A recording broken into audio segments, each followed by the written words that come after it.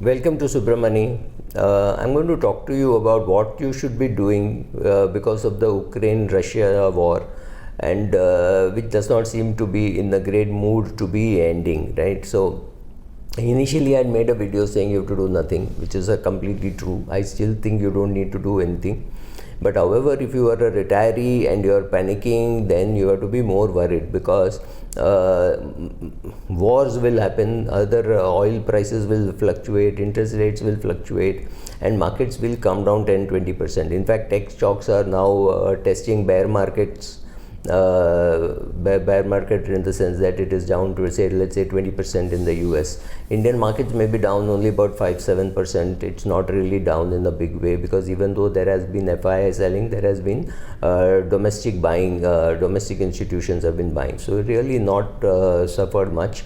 But however, every portfolio will take a hit, and tomorrow if there is US sanctions, please make out the difference. It is a US sanction versus an UN sanction. This is a US sanction. Of course, US will put a lot of pressure on the UN also. And this may be a war which is not really ideological. It is perhaps Putin trying to fight Biden through via Ukraine, and a few lives will be lost. A few lives have of course been lost. So we can only pray that this whole thing does not escalate too much, not so much from your portfolio point of view, but from the point of view that so many unnecessary loss of life shouldn't happen. I mean, we've lost enough lives to Chinese COVID.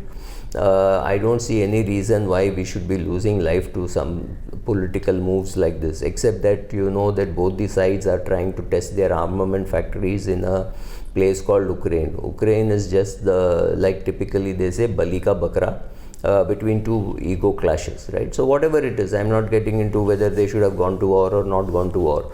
But if you have a portfolio and your portfolio is doing well in the sense that it is exactly how you wish your portfolio should be, there is no need for any rebalancing or any withdrawal. You don't need money in the short run.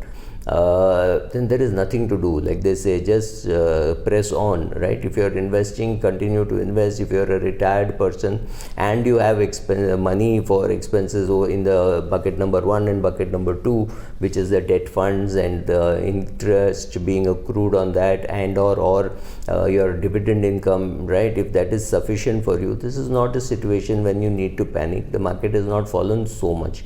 But however, if you have your tax losses in that, keep booking your tax losses, especially if you're a retail equity investor. I have done 2 videos on what is tax loss harvesting. So go and have a look, do your tax loss harvesting, continue to be with your portfolio, and keep rechecking your asset allocation. Maybe you've got excessively equity oriented. If all that is true, then look for a good opportunity, sell on a rise, and book your profit and shift it to debt markets. But that has got nothing to do with the Ukraine-Russia war. I would have said that anyway. Even under normal circumstances, you will keep looking at your portfolio and deciding whether to hold on to a share, not hold on to a share, to book capital gain, short-term capital gain or long-term capital gain. But I also remember that taxation should not worry you too much about buying and selling. But if there is a share which you have been holding for say 11 months, you might as well wait for 1 more month and sell it the next one so that you pay lesser tax. So these basic things you should keep in mind, but you should not obsess with tax because sometimes it is necessary to sell off at that price rather than wait for 1 more month, because unless you're taking a position in the F&O market. So if you are doing the transaction in the F&O, the reverse transaction in the F&O market, and you're buying a 1 year put or 1 month put or something like that, then you can go and hold on to the share, not really, or book your losses, which is a short-term capital loss, because if the gain, if anything, will be made in your futures position, right? So unless you're doing that, and unless you're a big player who's also doing F&O, and if it's a share in which F&O can be done, right, you should be able to buy a put or a call depending on what position you want to take, because you're selling here, you want to be buying there, so that in case prices go up, at least you're hedged. So this is using F&O as a hedging position while booking your profits or your losses. Those are the things which you can do. But again, this has nothing to do with the Ukraine war. Whenever there is a war, some companies will benefit. I believe the sale of condoms in Russia has gone up by 170% in the last quarter.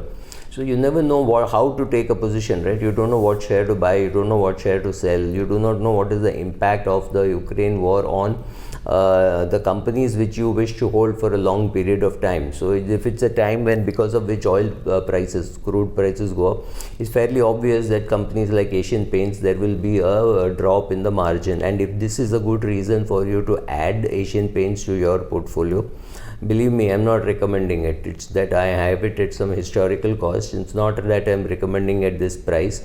But in case you wish to buy some of those shares which have reacted and you mentally knew that you always wanted to buy the share, like I'm happy buying say Cummins India at 800, but it has to touch 800, whatever, something has to happen in the market because of which it falls to 800, right? I don't think it's a share which will keep falling just because I have to buy. So don't get confused between all these things. If you have a portfolio which needs adjustment, go ahead and adjust it. If using Ukraine-Russia war as an excuse because you will be able to buy more because the prices have fallen, right? So if you are able to do that, great. If you're not able to do that, don't bother. Don't make changes in your portfolio because of the Russian war, Ukraine-Russian war. And in case you need to make changes anyway, then you make those changes. However, don't sell in a panic. That is the worst thing that you can do. If you don't need the money for 5 years, 7 years, 10 years, there is no need to panic, provided the company is good. But if this is a great excuse for the company to fall and you're not very confident that it will come back, use it as an excuse to clean your portfolio. Take your tax losses, book your tax losses, do your tax harvesting, do all those things. Anyway, we are only 5 days away from the year end. So be careful about all this that you do. But really, Ukraine-Russian war should not be a reason for you to clean up or sell your portfolio in panic. Don't do that. There is no such panic to be done in this market for sure. Thank you.